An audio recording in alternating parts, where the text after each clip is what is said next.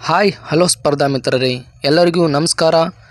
Study care Kannada YouTube ಚಾನಲ್ಗೆ ತಮ್ಮೆಲ್ಲರಿಗೂ ಆತ್ಮೀಯವಾದಂಥ ಸ್ವಾಗತ ಸುಸ್ವಾಗತ. ಈ ಒಂದು ವಿಡಿಯೋ ಸರಣಿಯಲ್ಲಿ ಗ್ರಾಮ ಲೆಕ್ಕ ಹಾಗೂ PDO ಪರೀಕ್ಷೆಗಳಿಗೆ ಸಾಮಾನ್ಯ ಕನ್ನಡ ಹಾಗೂ ಕಡ್ಡಾಯ ಕನ್ನಡ ಭಾಷಾ ಪರೀಕ್ಷೆಗೆ ಉಪಯುಕ್ತವಾಗುವಂಥ ಪ್ರಶ್ನೋತ್ತರವನ್ನು ನೋಡೋಣ ಸ್ನೇಹಿತರೆ.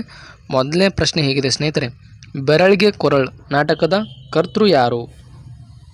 ಬೆರಳಿಗೆ ಕೊರಳ್ ನಾಟಕದ ಕರ್ತೃ ಯಾರು? ಕುಮಾರ ವಾಲ್ಮೀಕಿ, ಕುವೆಂಪು, ಪೂತಿನ, ತೀನಂಶ್ರೀ. ಬೆರಳಿಗೆ ಕೊರಳ್ ನಾಟಕದ ಕರ್ತೃ ಯಾರಪ್ಪ ಅಂತಂದರೆ ಕುವೆಂಪು ಅವರು. ಆಯ್ಕೆ 2 ಸರಿಯಾದಂಥ ಉತ್ತರವಾಗಿದೆ ಸ್ನೇಹಿತರೆ. ಮುಂದಿನ ಪ್ರಶ್ನೆ 2, ಸುನಾಮಿ ಕಂಡರೆ ನಮಗೆಲ್ಲ ಅಂಜಿಕೆ.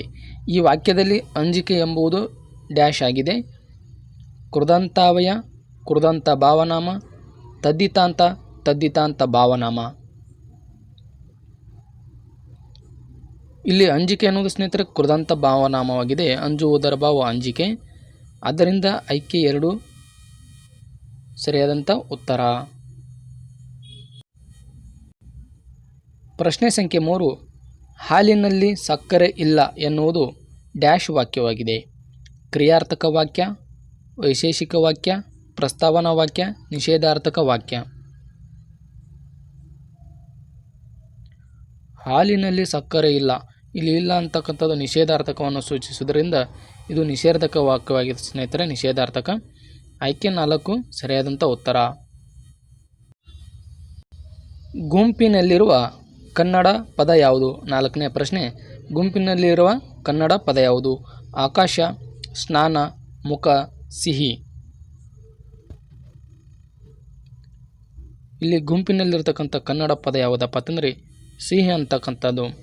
ಆಯ್ಕೆ 4 ಸರಿಯಾದಂಥ ಉತ್ತರ. ಬಿತ್ತಿದ್ದನ್ನು ಬೆಳೆದುಕೋ ಎಂಬುದು ಒಂದು ನಿರೂಪ, ನುಡಿಗಟ್ಟು, ಗಾದೆ ಮಾತು, ಒಗಟು. ಬಿತ್ತಿದ್ದನ್ನು ಬೆಳೆದುಕೋ ಅಂತಕ್ಕಂಥದ್ದು ಇದೊಂದು ಗಾದೆ ಮಾತಾಗಿದೆ. ಆಯ್ಕೆ 3 ಸರಿಯಾದಂಥ ಉತ್ತರ. 6ನೆಯ ಪ್ರಶ್ನೆ ಹೀಗಿದೆ, ಅಯ್ಯೋ ಮಗು ಬಿದ್ದು ಬಿಟ್ಟಿತಲ್ಲ. ಇಲ್ಲಿ ಅಯ್ಯೋ ಎಂಬುದು ಡ್ಯಾಶ್ ಆಗಿದೆ.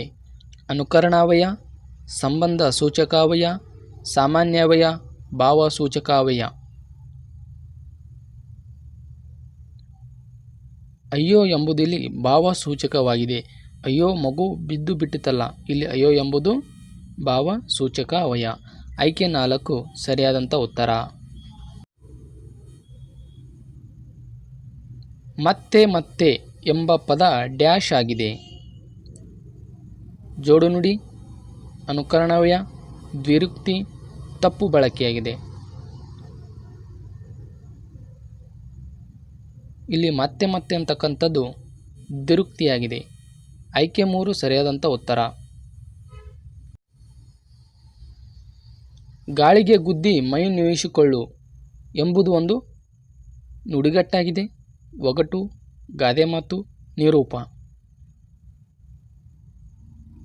ಗಾಳಿಗೆ ಗುದ್ದಿ ಮೈ ನೋಯಿಸಿಕೊಳ್ಳತಕ್ಕಂಥದ್ದು ಒಂದು ನುಡಿಗಟ್ಟಾಗಿದೆ. ಆಯ್ಕೆ 1 ಸರಿಯಾದಂಥ ಉತ್ತರ. ಕಣ್ಣಿಗೆ ಎಣ್ಣೆ ಬಿಟ್ಟುಕೊಂಡು ನೋಡು ನುಡಿಗಟ್ಟಿನ ಅರ್ಥವೇನು? ಸರಿಯಾಗಿ ಗ್ರಹಿಸು, ಜಾಗೃತನಾಗಿರು, ಸ್ಪಷ್ಟವಾಗಿ ನೋಡು, ಕಣ್ಣನ್ನು ಸ್ವಚ್ಛಗೊಳಿಸು. ಕಣ್ಣಿಗೆ ಎಣ್ಣೆ ಬಿಟ್ಟುಕೊಂಡು ನೋಡ್ತಕ್ಕಂಥ ನುಡಿಗಟ್ಟಿನ ಅರ್ಥ ಜಾಗೃತನಾಗಿರು. ಆಯ್ಕೆ 2 ಸರಿಯಾದಂಥ ಉತ್ತರ. ಜಗ ಜಗಿಸು ಎಂದರೆ? 10ನೆಯ ಪ್ರಶ್ನೆ ಹೀಗಿದೆ ಸ್ನೇಹಿತರೆ, ಜಗ ಜಗಿಸು ಎಂದರೆ ಏನು? ಜಗಮಗ, ಪ್ರಕಾಶಿಸು, ಹೋರಾಡು, ಕೋಪಿಸಿಕೋ.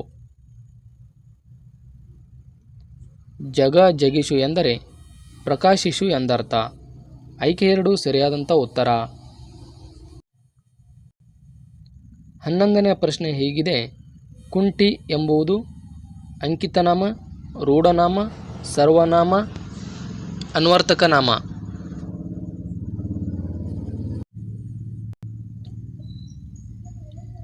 ಕುಂಟಿ ಎಂಬುದು ಅನ್ವರ್ಥಕ ನಾಮವಾಗಿದೆ. ಆಯ್ಕೆ 4 ಸರಿಯಾದಂಥ ಉತ್ತರ.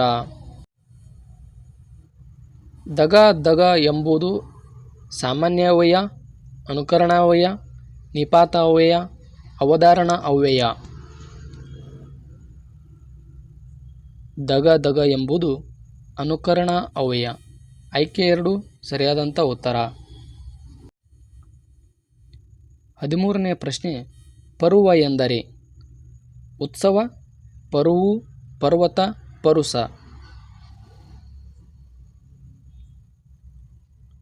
ಪರ್ವ ಎಂದರೆ ಉತ್ಸವ ಎಂದರ್ಥ. ಆಯ್ಕೆ 1 ಸರಿಯಾದಂಥ ಉತ್ತರ. 14ನೇ ಪ್ರಶ್ನೆ, ರತಿ ಎಂಬುದು ಒಂದು ರಸವಿಶೇಷ, ಭಾವವಿಶೇಷ, ವಕ್ರೋಕ್ತಿ, ಗುಣವಿಶೇಷ. ರತಿ ಎಂಬುದು ಭಾವವಿಶೇಷವಾಗಿದೆ. ಆಯ್ಕೆ 2 ಸರಿಯಾದಂಥ ಉತ್ತರ. ಸಂತೋಷ ಮುಗಿಲು ಮುಟ್ಟಿತು ಎಂಬಲ್ಲಿಯ ಅಲಂಕಾರ ಯಾವುದು? ಉಪಮಾ ಅಲಂಕಾರ, ರೂಪಕ ಅಲಂಕಾರ, ಸಂಧ್ಯಾ ಅಲಂಕಾರ, ಉತ್ಪ್ರೇಕ್ಷ. ಸಂತೋಷ ಮುಗಿಲು ಮುಟ್ಟಿತು ಎಂಬಲ್ಲಿಯ ಅಲಂಕಾರ ಉತ್ಪ್ರೇಕ್ಷ ಅಲಂಕಾರ. ಆಯ್ಕೆ 4 ಸರಿಯಾದಂಥ ಉತ್ತರ. ವಿಷ್ಣು ಗಣದಲ್ಲಿ ಎಷ್ಟು ಪ್ರಭೇದಗಳಿವೆ? 4, 8, 12, 16. ವಿಷ್ಣು ಗಣದಲ್ಲಿ 8 ಪ್ರಭೇದಗಳಿವೆ. ಆಯ್ಕೆ 2 ಸರಿಯಾದಂಥ ಉತ್ತರ. 17ನೇ ಪ್ರಶ್ನೆ, ರಾಮಾಯಣ ದರ್ಶನಂ ಕಾವ್ಯದಲ್ಲಿ ಬಳಕೆಯಾದ ಛಂದಸ್ಸು ಯಾವುದು? ಸರಳ ರಗಳೆ, ಲಲಿತ ರಗಳೆ, ಸ್ವಚ್ಛಂದ ಛಂದಸ್ಸು, ಅಂಶ ಛಂದಸ್ಸು. ರಾಮಾಯಣ ದರ್ಶನಂ ಕಾವ್ಯದಲ್ಲಿ ಬಳಕೆಯಾದ ಛಂದಸ್ಸು ಸ್ವಚ್ಛಂದ ಛಂದಸ್ಸು. ಆಯ್ಕೆ 3 ಸರಿಯಾದಂಥ ಉತ್ತರ.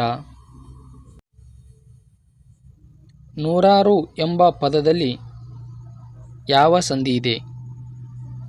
ಸವರ್ಣ ದೀರ್ಘ ಸಂಧಿ, ಲೋಪ, ಆಗಮ, ಆದೇಶ.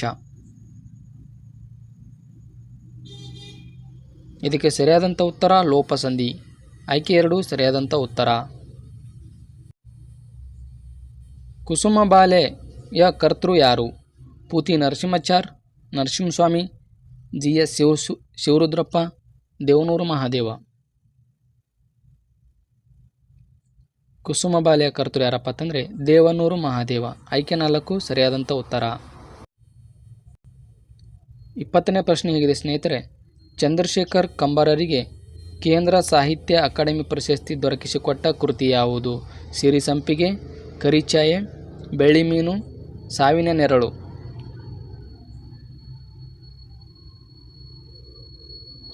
ಚಂದ್ರಶೇಖರ್ ಕಂಬಾರರಿಗೆ ಕೇಂದ್ರ ಸಾಹಿತ್ಯ ಅಕಾಡೆಮಿ ಪ್ರಶಸ್ತಿ ದೊರಕಿಸಿಕೊಟ್ಟ ಕೃತಿ ಸಿರಿ ಸಂಪಿಗೆ. ಆಯ್ಕೆ 1 ಸರಿಯಾದಂಥ ಉತ್ತರ. ಪಂಪಾಯಾತ್ರಿ ಯಾರ ಪ್ರವಾಸ ಕಥನವಾಗಿದೆ? ವಿ.ಕೃ. ಗೋಕಾಕ್, ವಿ. ಸೀತಾರಾಮಯ್ಯ, ಗೋರೂರು ರಾಮಸ್ವಾಮಿ ಅಯ್ಯಂಗಾರ್, ಶಿವರಾಮ್ ಕಾರಂತ್. ಪಂಪಾಯಾತ್ರಿ ಯಾರ ಪ್ರವಾಸ ಕಥನವಾಗಿದೆ ಅಂದರೆ ವಿ. ಸೀತಾರಾಮಯ್ಯ. ಆಯ್ಕೆ 2 ಸರಿಯಾದಂಥ ಉತ್ತರ.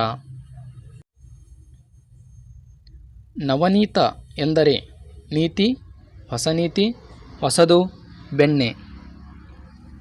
ಸ್ನೇಹಿತರೆ, ಇನ್ನೂ ಯಾರು ನಮ್ಮ ಚಾನಲ್ನ ಸಬ್ಸ್ಕ್ರೈಬ್ ಮಾಡಲು ದಯವಿಟ್ಟು ನಮ್ಮ ಸ್ಟಡಿ ಕೇರ್ ಕನ್ನಡ ಯೂಟ್ಯೂಬ್ ಚಾನಲ್ನ ಸಬ್ಸ್ಕ್ರೈಬ್ ಮಾಡಿ. ಈ ಒಂದು ಪ್ರಶ್ನೆಗೆ ಸರಿಯಾದಂಥ ಉತ್ತರ ನವನೀತ ಎಂದರೆ ಬೆಣ್ಣೆ. ಈ ವಿಡಿಯೋನ ಕೊನೆತನದಕ್ಕಾಗಿ ನೋಡಿರ್ತಕ್ಕಂಥ ಎಲ್ಲ ಸ್ಪರ್ಧಾ ಮಿತ್ರರಿಗೆ ಧನ್ಯವಾದಗಳು. ಮತ್ತೆ ಮುಂದಿನ ವಿಡಿಯೋದಲ್ಲಿ ಭೇಟಿಯಾಗೋಣ ಸ್ನೇಹಿತರೆ. ನಮಸ್ಕಾರ.